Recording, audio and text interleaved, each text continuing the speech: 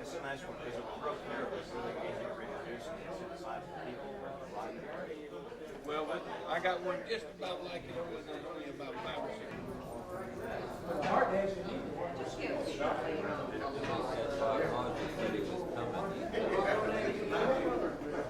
He is coming?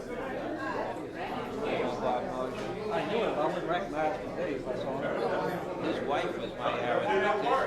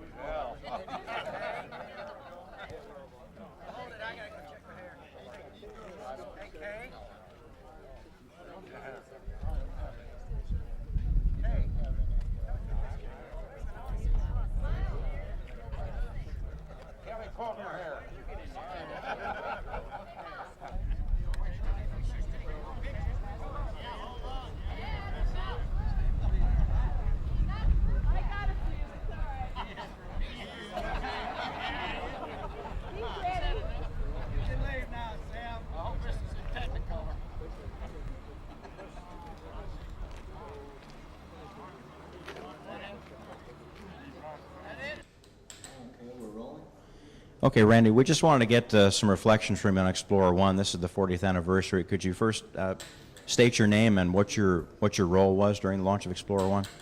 I'm Randy Yeomans, and I was with Missile Electrical. We handled all the wiring and the relays and boxes on board the missile. And you recall where you were, during the launch of Explorer 1, where on the ground you would have been? I was in the parking lot watching. And about how far away was that from the blockhouse? Oh, from the blockhouse here, it was about 4 or 5 blocks. And just describe what your activities were, during the launch preparations, what you did, and in the time leading up to the launch. We worked at the pad right out by the missile itself. And we had, the office was actually in the structure out at the pad, and we took care of all Missile Electrical. Do you have any outstanding memories about it? Anything that it was 40 years ago, but do you remember how you felt, or did you feel proud, or was it just so busy you didn't really think about it? 2 things stand out in my mind, and the first one was the first satellite they tried to launch. It missed. I watched the Vanguard. I watched it explode standing right out there, and that was not a good feeling. And then I remember the night they launched Explorer 1. A lot of fun. And just very briefly, what did you do after Explorer 1 and, not 40 years worth, but what was your basic career path after that? Went on to Saturn V and worked over there until I retired in 1980. Okay. Okay. I'll speak loud. Sam Grimbley. Okay, could you first just state your name and what your role was during the launch of Explorer 1? What was my goal? State your name and what your role Samuel was. Grimbley. I was on the launch pad with right up to time of launch almost, and we had to go back to fallback area. This is quite something to see all these guys back here, that was actually on the launch team. So my goal was to stay with them as long as I could, and I did right up to the first shuttle launch. So At the Explorer 1, I actually was military. So it's been a long way coming up. But that's about it. Now they call you Sarge. Is that Yeah. because that's what your rank was? Yeah. But we right on the pad, we stayed on the pad, I presume, what, 3 days we didn't get off the pad? About 3 days, we sit right on the pad out there, waiting for clearance where we could get ready to launch. And what did you do specifically on the pad? I was propulsion airframe, and we were kind of a jack of all trades. Anything that had to be done on a vehicle, we did. We opened up that vehicle for the electrical people to get in, check everything out, and when we got ready to go, we had to close up, go to back to fallback area, and then they launch. Sometimes it didn't work that way. Sometimes it took a little bit longer than they thought they would take. But it's quite memories back there. Now we're going to ask everybody the same thing. Do you have any outstanding memory of that night itself? No, I know we were tired. The whole crew was pretty well tired. We've been on the pad for so long, and it was just we were in hopes that it would go. Von Braun said, "Okay, we got to put one up," so we did. The only thing is, the Navy said that they had the military ahead to get their satellite up. Well, the vehicle that we actually launched it on had been checked out and ready to launch 4 months before Polaris. But there's big politics going on, and it wouldn't let us launch. So they finally got it down here and got it off. But it was 4 months after the original date they had scheduled to go up. And Von Braun was quite perturbed about that. The little grapefruit rolled around the pad out there from the Navy vehicle. It didn't go very far. So we were sitting over on the pad over here when that went off. But we were just waiting for it to get down here. And that's about it. Okay, Sarge, I think that'll do it. Okay. Thanks very much.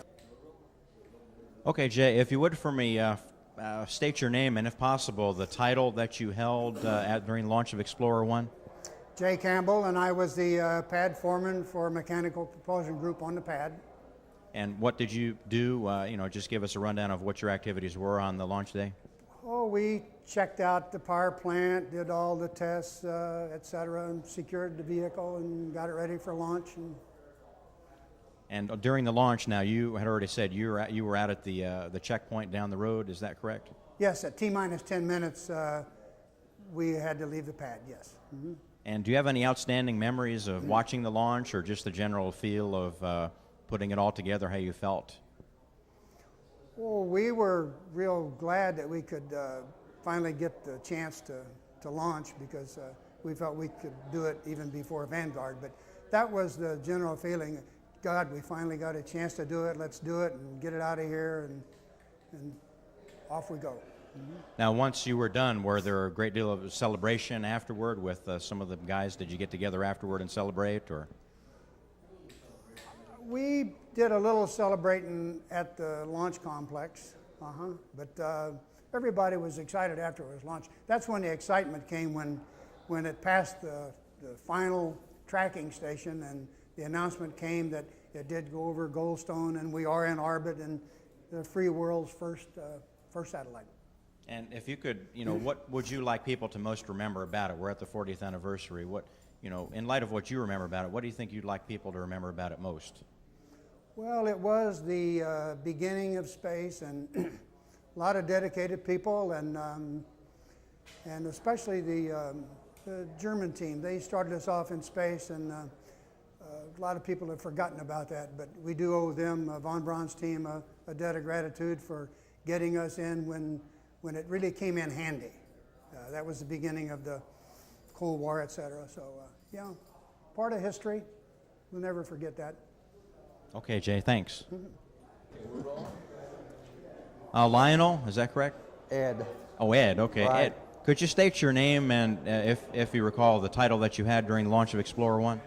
Basically, I was the pad engineer for mechanical and propulsion. I had the checklist that we used to conduct a countdown, to check off the items as they were accomplished. which included loading propellants, by the way. We were right there during LOX loading and hydrogen peroxide loading. That'd be unheard of today, of course. Well, let's expand on that a little bit. That was a day when you actually had, men go out very shortly before the launch and fix That's things. right. Could you describe that a little bit? Well, a few days before launch, we'd load the fuel, which was it was toxic. It was UDMH, so it was a bad stuff to handle. You had to wear escape and that sort of thing. But that was usually days in advance because that material was stable in terms of there was no temperature-wise it was stable. But LOX we loaded during the countdown, and of course being LOX it would boil off, and we had to have replenishment capability, which we had.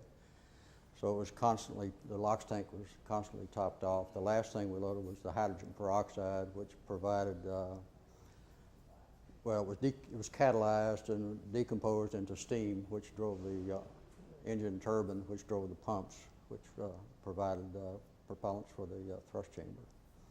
And now where were you at physically, either pre-launch or during the launch itself? Right at the base, right up against the bird at the launcher. Usually around we had a pneumatic panel that was mounted to the launcher.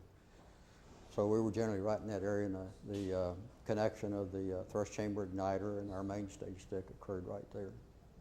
Now back to that hydrogen peroxide leak. That was the event that caused the major delay from 10:30 to approximately 10:48, 15-minute delay or so. Do you recall the activity surrounding that? How you heard about it? What you did?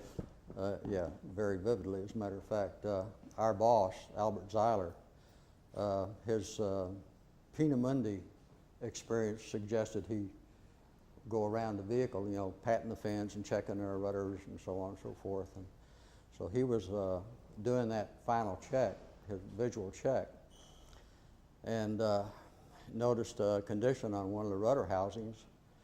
And he said, "What is this, Fanning?" Well, I said, "That's peroxide, Albert." It was foaming at the base of the bottom of the rudder housing. So Jay Campbell, the fellow that just spoke to you, we opened up the tail door. He went inside with some wet cloths, rags, and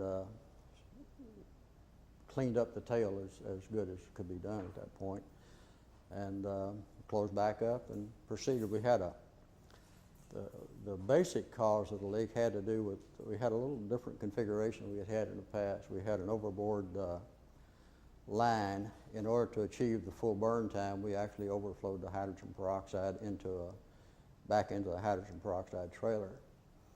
Well, this vent line that also provided the overflow material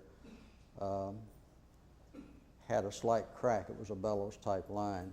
That occurred as a result of venting the tank. It was a line that was not really of sufficient strength to withstand the vent that we had.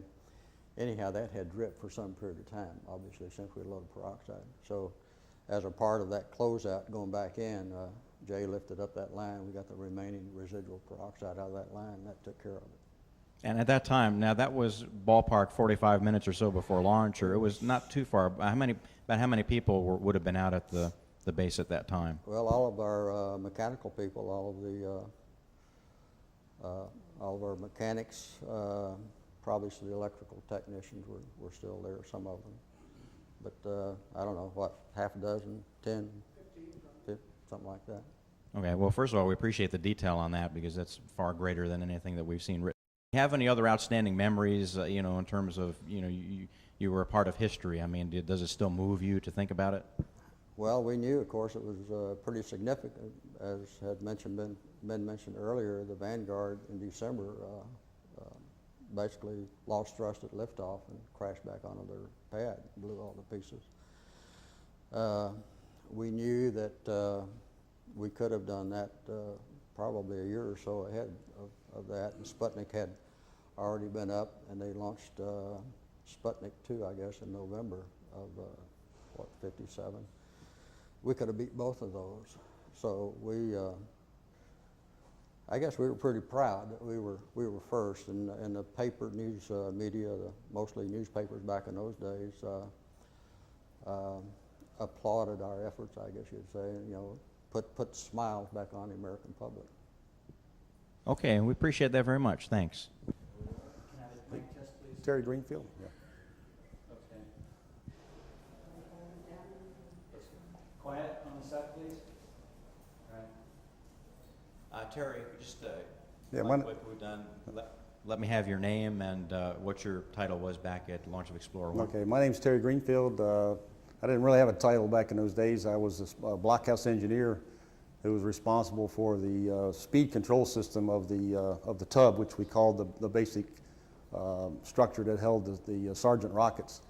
And my job was to actually, I also served a little bit in the liaison world with the JPL folks, because we had to balance it over in the spin test facility, which is kind of adjacent to the pad here. And we spent lots of hours and lots of nights getting the thing balanced properly to bring over and for installation on the pad. But on the launch day there, that was one of the last things that we did was to bring the tub up to a liftoff speed. But to do that, we really didn't have any switches to control the power to the box. And what I used to have to do was to go up and at that time we cooled the instrument area with carbon dioxide gas and or carbon dioxide, actually dry ice. And I used to have to take a breath and then reach my face in and hook up the cables there. And then we'd close it out and come back in the blockhouse, and then we'd run it up to somewhere around 350 RPM, right slightly before launch, which really caused a problem with the guidance and control panel because of the vibration. But during flight, we had a programmer that brought it up to somewhere around 700 RPM, because as you burn off fuel, the mode, the vibration mode would change in the rocket, and you didn't want to disturb the guidance platform there. So that was my job. I operated the firing console, the one on the left side. I don't see a picture in there at all with that, but it's a pretty good picture of the folks in there. I seem to recognize your face in the. I'm the old fellow way back in the corner. Yeah. No, way in the I'm back. trying to picture, but you're in the picture that we have in the blockhouse. Yeah. Now, it looks like 40 years have been kind to you. How old were you at the launch of I Explorer? was 27, then 28 really, 28 years old. Yeah. And you're one of the veterans that was actually in the firing room. Right. in It the was one of the blockhouse. five folks there. I guess there was myself and C. Downing Sweat, who I think passed away. There was Carl Whiteside, Ike Ridgel, Curly Chandler, or W. Dean Chandler, either one. And then Bob Moser was the test conductor then. And, Now you remember, just tell us a little bit about the mood in the blockhouse. I mean, it was a lot of work, a long day in preparation, 2 days of scrubs before. What was the general attitude and mood like? Oh, it was real upbeat. I mean, they wanted to get this thing in orbit. And of course it was, the hour and 20-something minutes, whatever, it was really a quiet time until we heard from Old Stone and Antigua. I think the message came in, it was in orbit. And I don't remember any big celebration. I think everybody was kind of tired. And those days, people were different. They didn't go party that much. At least the people I knew didn't party that much. They kind of were very competent folks. I like to say in those days that people were more important than paper. I think the whole space program has really gotten to where it doesn't rely on the people as much as they rely on the paper, and that's not the way we used to do things. Any other specific memories about Explorer 1? The blockhouse perspective is a kind of a unique one. No, of course there was the vane problem there, and that may have been part of the peroxide problem. That peroxide may have leaked into there. No. Huh? Yeah. Yeah. Well, what happened is at the very last minute when they turned rudder drive on, which was put power onto the control motors for the vanes, the indications showed that one of the vanes was out. And in fact, when Debus turned around and looked out the window there, he said everything's fine. And so we went ahead and a little. You weren't really sure that was the case, but everything worked out fine. And they actually, I guess several weeks later, they had Fred Friendly and Edward R. Murrah came down, and we did a movie in there. They bought us all shirts, and they really over-dramatized when Kurt Debus had turned around and said, "Forget it," which is something you'd really never do in a firing room, say, "Forget it." But Well, that's a whole nother thing. I wish we had all day to talk about that because Yeah. Apparently the films and the tapes of the original firing have been either destroyed or disappeared, or we it's too bad. searched for over 4 months now to find them. But there We should couldn't. be a commercial film with that Fred Right, Friendly. that's all Fred that's Friendly's still available. alive, yeah. And the question is, you remember the firing itself, and I'm sure have seen the film that you were in where they bought the shirts and did that. Right. Was it a fairly good representation, or do you say was it over dramatized? I think it was over dramatized, yeah, right. It was more. You were more down to business, quiet, very professional. That's right, yeah, right. And Debus didn't say forget it. I think he said a little more than forget it. You remember it at all? He said, I think he said more like everything, you know, I've seen it, everything's fine, go ahead. But forget it was the word in the show there. Yeah, we have that. That's the one we're going to be broadcasting tomorrow over the PA system. Oh, okay. We know that it's a simulation. We're kind of disappointed we couldn't find Oh, you don't have the original. real, you don't have the real tapes then? Couldn't find it. JPL didn't have it. Nobody. Yeah. Pentagon, Redstone, nobody had it. We were hoping one of the veterans would, but we couldn't get that either. We kept up often with some of the JPL folks there because they got to know them pretty well. Al Wolf used to come down in some of the deep space probes there. But I think John Small, I think he's passed away. Dr. Frolic, I'm not sure whether he's still living. Wilkie Talbert, I lost track of him. Yeah, I think Jim Ryman is the only one I think still lives in Titusville.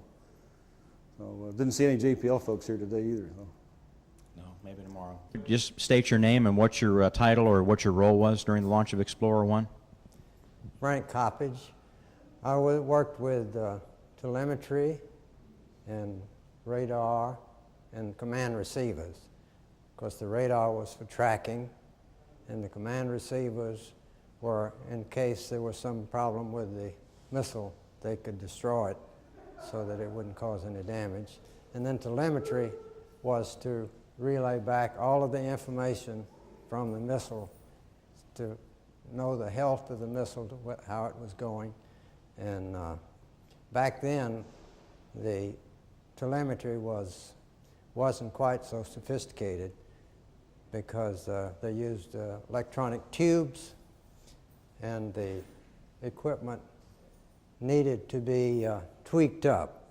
They had the subcarrier oscillators for the different informations, had a low side and a high side, and it was always fun to tune them up because we had to go out and tune them up, tweak them up just a little before the launch, at least within probably about 15 minutes before.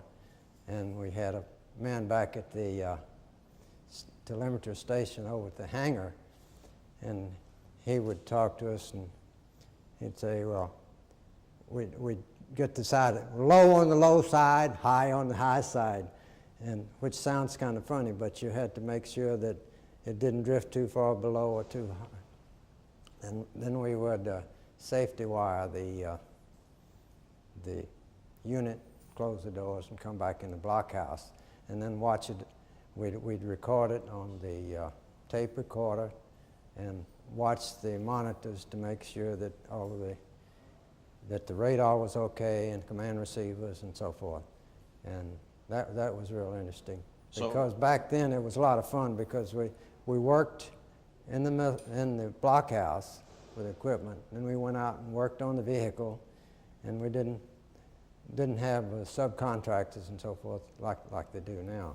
So we were actually hands-on type. So are you one of the veterans that was actually in the blockhouse then for the launch itself? Yes.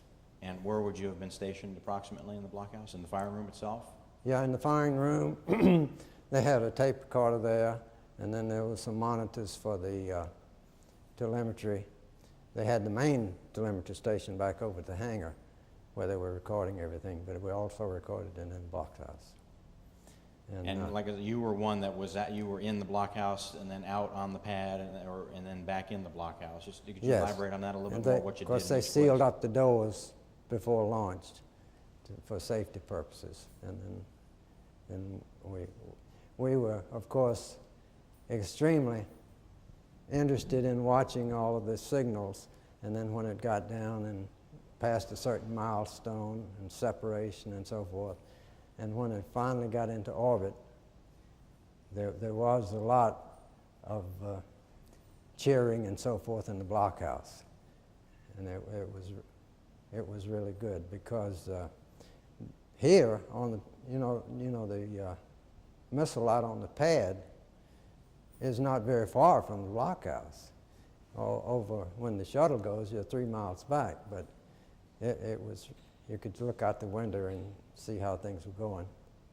Were you able to glance away from your equipment to see the rocket actually launch then? Sometimes we were able to look out.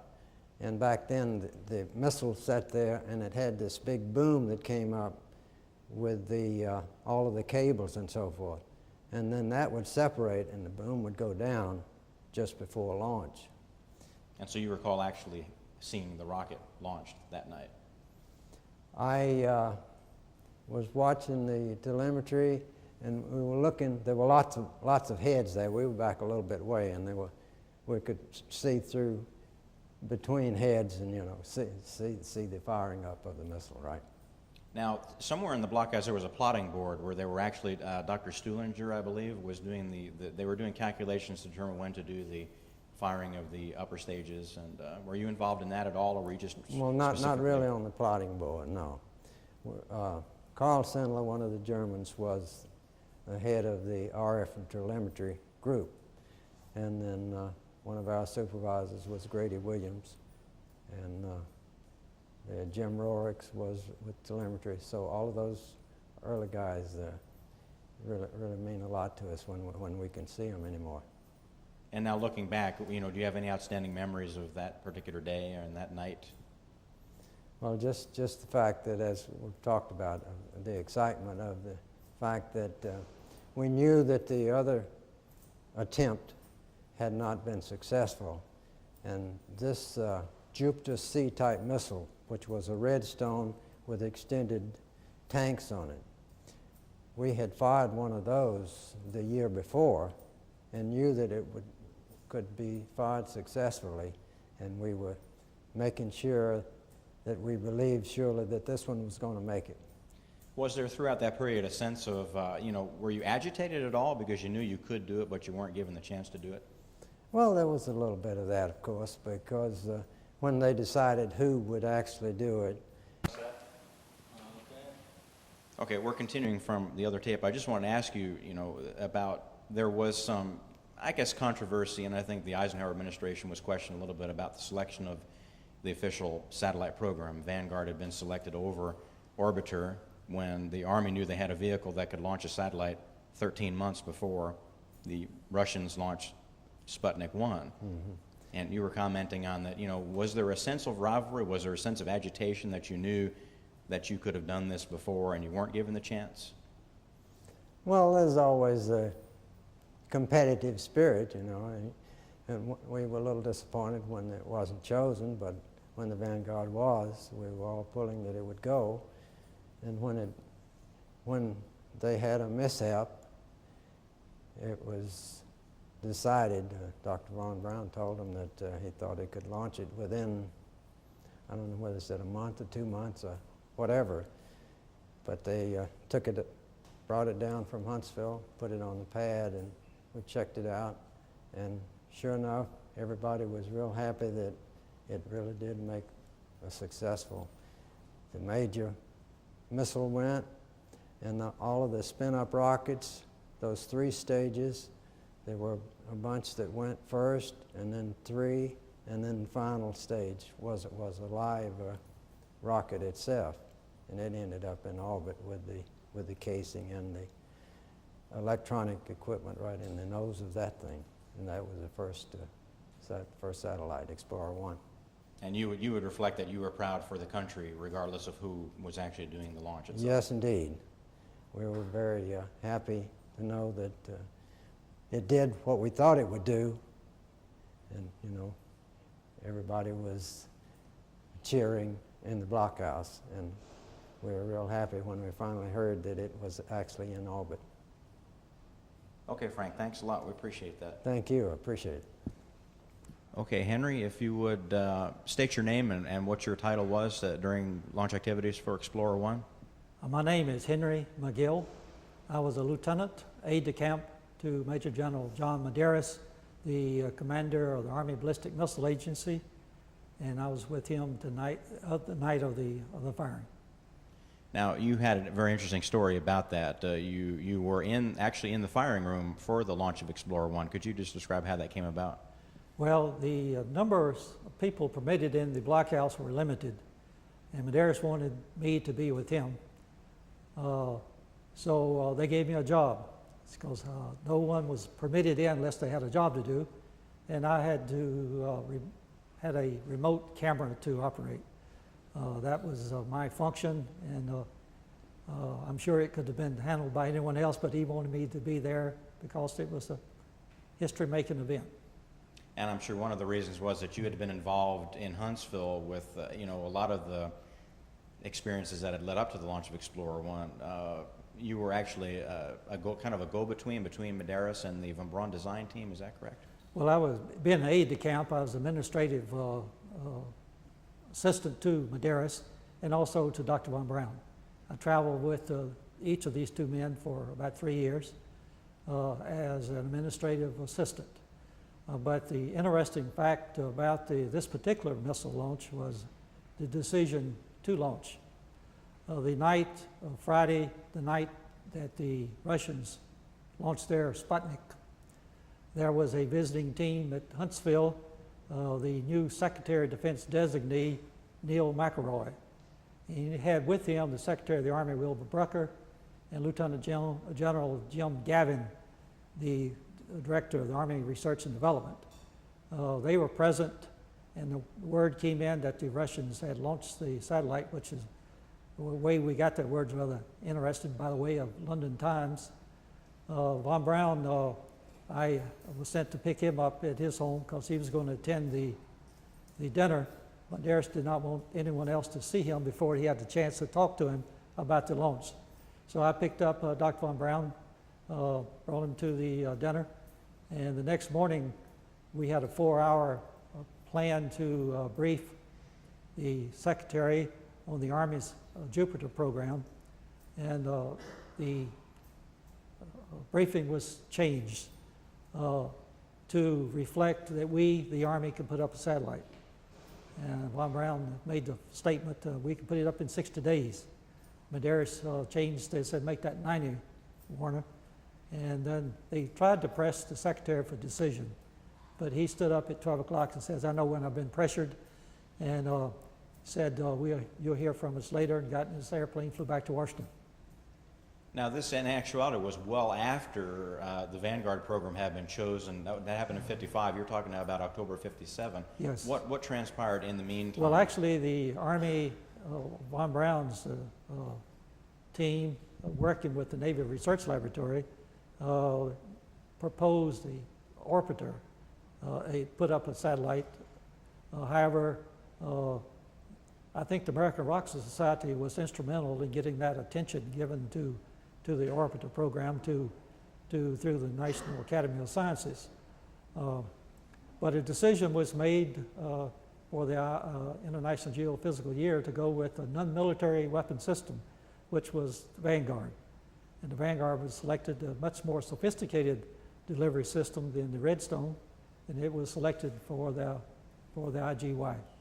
Now, were you aware, during that interim period, were you aware of what the attitude was of General Medeiros? Now, he made some decisions without official authorization. Were you privy to those? Did you know what was going on? Yes, I don't know particularly what you were speaking of, but yes, I was aware.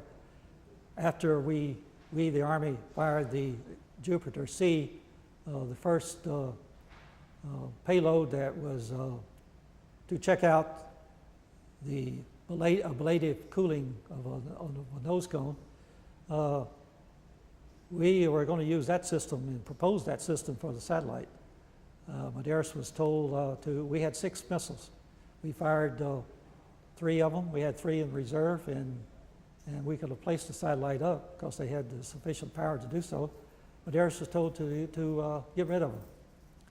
He did not. He took them off the Cape here, flew them back and put them in a warehouse in Huntsville. And that was the system that was eventually used. Right, but I guess what I was referring to specifically is that he placed the remaining Jupiter Cs in storage without having received any authorization to prepare for the launching of a satellite. That's correct. You were aware of this? Yes, that's correct. He was told to get rid of them, so he put them in storage. Did not, and that was a good move on his part, for that was the hardware available for the Explorer. Would you kind of characterize, General Medeiros is deceased as of 1990, so we couldn't have him here for the anniversary, but characterize how his personality, played into the fact that the infrastructure was there to launch a satellite when it was launched. Well, he obviously was wanting to get permission to put satellite up. He was told not to discuss it and stay clear of the political aspects in the so-called inter-service rivalry we had at the time between the Air Force and the Army. It was a real situation. Both services were developing the same type of weapon, Jupiter and Jupiter and the Thor, each 1,500-mile IRBM missiles. He had a job to develop that, and he had all the power to do it, and he exercised management control that was new certainly to the Army in those days. But there was a lot of competition between the two, but it was a healthy competition. He and General Schriever were good friends, and contrary to what you might read in the paper, so we as an organization, ABMA, in the Western Development Division of the Air Force, got along real well. We exchanged briefings between the two organizations.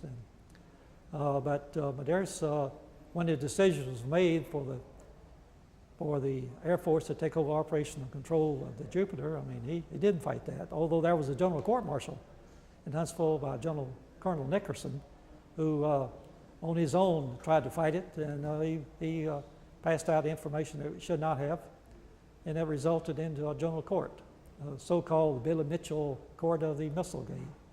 But he was against the direct orders of Medeiros. Okay, let's get back to the launch of Explorer 1. Again, you were in the blockhouse. Do you have any specific memories of, you had to do something that could have been done by someone else so that you could be in the blockhouse. Did that give you time then to do more observing of what was going on? Well, no, I was the same problem the gentleman just spoke. I had to look between heads to see the actual missile leave the pad, but there, of course, at 11 o'clock at night, there was obviously a flash from the propulsion, and we were able to see that. The interesting fact was that the second stage had to be manually controlled as far as the ignition of it from the ground. Dr. Stuhlinger and Dr. Hauserman were the two that were actually plotting against a normal trajectory, and Stuhlinger was the one that pressed the button for the second stage. Once that happened, there's not anything more that we could do at the Cape or at the blockhouse. So the group, Medeiros and Dr. Froelich from JPL, and I drove over to Patrick Air Force Base, to the theater where the press was assembled. And we did not know whether or not the missile had been successful. But word finally came in and said that they had acquired it in the West Coast, made a successful flight. And my memory of it was we accomplished what we set out to do. We put a satellite in orbit and hopefully regain some of the prestige in the scientific community in the Western world. And do you remember the famous note, Goldstone has the bird, that Medeiros received at Patrick? I do remember because I delivered it to him. It was given to me by one of Dr. Von Braun's, I don't remember the gentleman's name. He was a PhD, but he was a PhD in physics, I believe. But he had just gotten the information and wrote the parameters of the period, the apogee, and perigee, I guess, all three. He got the three parameters and wrote them a piece of paper, and I took them down to the front of the theater and gave them to Medeiros. I had attempted to call out to the Cape to get the information myself, but they did not have a Class A phone in the theater, and I only had to use a pay phone, and I didn't have change. I borrowed change from an Air Force officer, as a matter of fact, and made the call, but during that time interval, the information came in. And then General Yates, who's commander of the Eastern Test Range, made a call to Medeiros, to Secretary of the Army and Chief of Staff of the Army, was assembled in the Pentagon, in the Operations Center. Von Braun and Dr. Bill Pickering and Van Allen were in Washington at the National Academy of Sciences. And that's when Rucker said the name of this is Explorer. That's where we did not have that name until after it was successfully launched. Okay, Henry, unless there's anything you want to add, anything else that you No, want I to say? think that's about best of my memory. We spent some extra time. Kelly Fiorentino, and my area of expertise is the struct command system on the vehicle. And what I wanted to talk about and carry on from what the colonel says about second stage ignition. At that particular time, as you know, the Vanguard blew up and we had to go ahead. He covered a lot of that, I'm sure. We had to come up with an ideal how to more or less make sure that we got this Explorer in a circular orbit. So the part that I play, which was, I was a very young engineer, was that my system, as most of the systems here, most of the equipment that we had on our vehicles is the vehicle transmits and the ground picks it up. My system was the transmitters from the ground transmits to the vehicle. It was the only system was that transmit to the vehicle. So what happens was we had German scientists in Hangar D with like a Ouija board, which was the first calculator, by the way, and they were with Captain Henry Paul with a headset, and I was sent to an island called San Salvador. Our transmitters here at the Cape was 1,000 watts or 600 watts the max, and down there at San Salvador, which is the island of the Caribbean, our transmitter was a 10 kW, which was much more powerful and stronger. So at that time we didn't know how strong a signal we need to more or less capture the receiver and decoders and transmit second stage ignition. Now, to get second stage ignition, and if you understand the curvature of the Earth, and you had to have the vehicle, the Explorer, had to be at what we call apex. Apex is the highest and on a horizontal plane with the Earth. Because if you try to hit second stage ignition while the vehicle was pointing down to Earth, it would crash to Earth, or if it wasn't at the horizontal stage properly and has to be kicked in at 24,000 miles per hour, so it to spin around the Earth properly, or else it would be an egg-shaped orbit.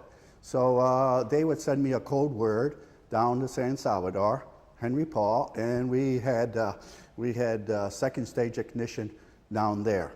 Now, when I went down there, like I say, I was pretty young and scared because the Pan American RCA employees down there didn't want to have nothing to do with me because they didn't want to be accused of anything that went wrong. So they come with a Jeep, picked me up at the airport, drove me right to this building, which was nothing more than Quonset hut with an antenna on top of it, gave me the key to the building and says, it's all yours. And we scrubbed, I thought we only scrubbed once, but in Dr. Davis's memoirs, which I had with me when he was told to, was invited to go to Russia in the 70s to give a space program documentation about Peter Mundy and the Germans coming to America, and I didn't want to go into that. He mentioned me being there on that San Salvador Island, sending second stage ignition with the 10 kWs. That's about all I could give you right now, unless you want me to continue talking about little stories. Just I don't know, do we have the badge good enough that we can get his name off it? Okay, yeah, could we appreciate that because... Well, the badges we had originally were round badges. This came afterwards. When we were, the round badges was Army ballistic missile badges, which this is one also, but they were round badges with just our picture on it and a name. They weren't fine like this. We didn't have no money in them days. I came from Patrick Air Force Base, you know, and I was flying B-17s and B-29s And the Air Force part that they played, as Colonel knows, was they were taking care of security, the range, opening, flying the B-17s, making sure the fishing boats were out of the area, and the B-29s were electronic gears, flying downrange and carrying the photographers to the islands.